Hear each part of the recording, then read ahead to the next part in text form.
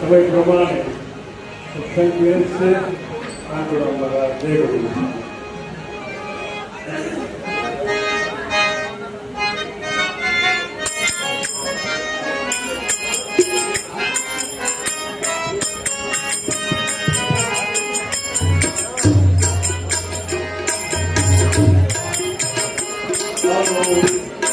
ગરમી છે ભેજજો ગયો ભેજજો ગરમી તો છે.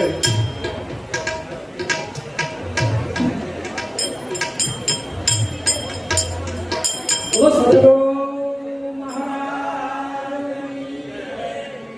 સાહેબ અવાજ આપી લીધો આપો હલો હલો હલો અવાજ આપી થોડો લીધો આપો હલો હલો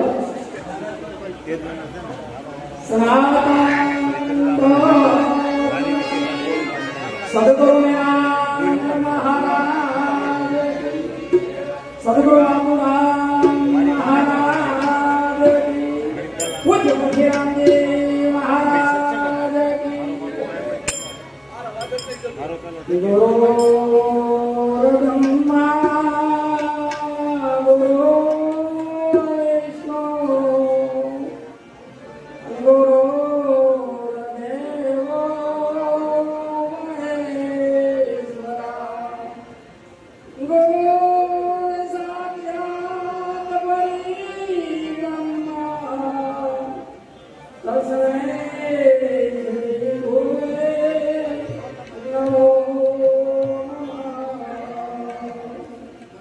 તો સંત વિનય ના કરે કાળ જાળ સમજો ચરણયમ શિશુ નમામે ગીર પડેલા બાપો કીવો કયા સમજન નિરોધના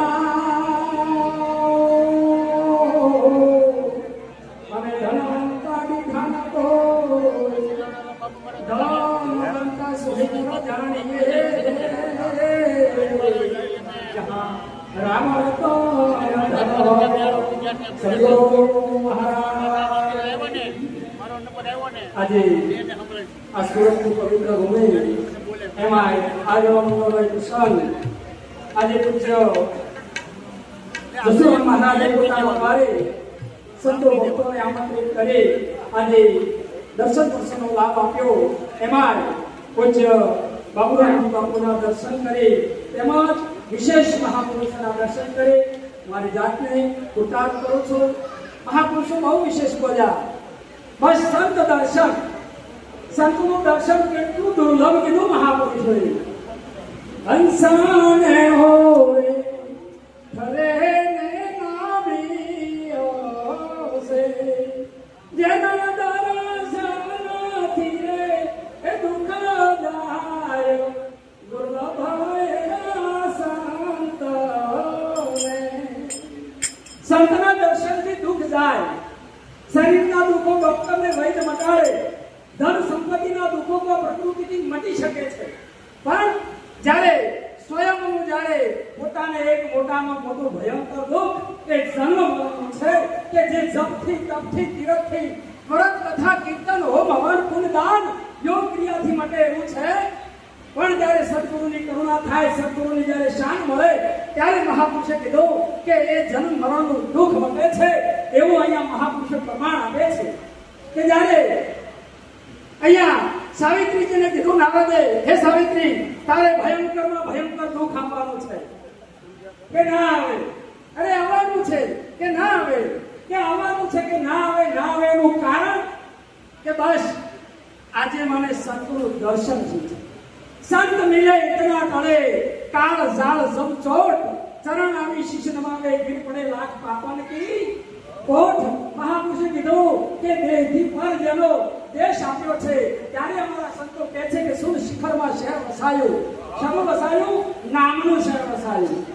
હા, પદ તો અનામી હતું ને, નામ દેહ હતું, તું તો આપી દીધું. તન મન ધન અર્પણ કરતા દેહનું નામ પાડેલું તું આપી દીધું.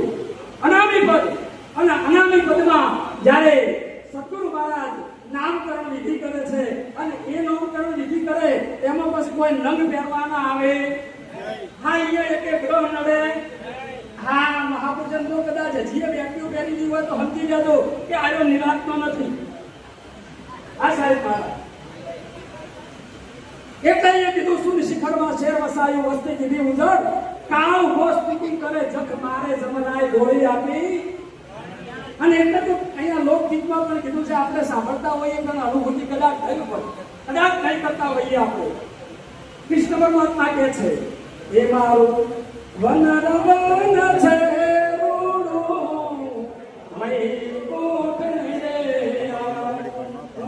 વાણી થાય કુંભનામ દેહ થાય.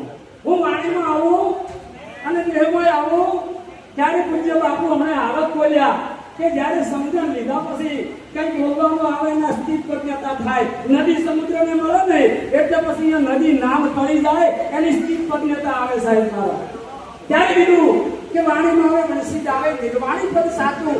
આ તો વાણી રહિત પદ કેવળ સમજાય. મહાપુરુષે કીધું ને અહીંયા આવત હમણાં અમારે મ્યુઝિક ઉપર બહુ સરસ બગાડ્યું.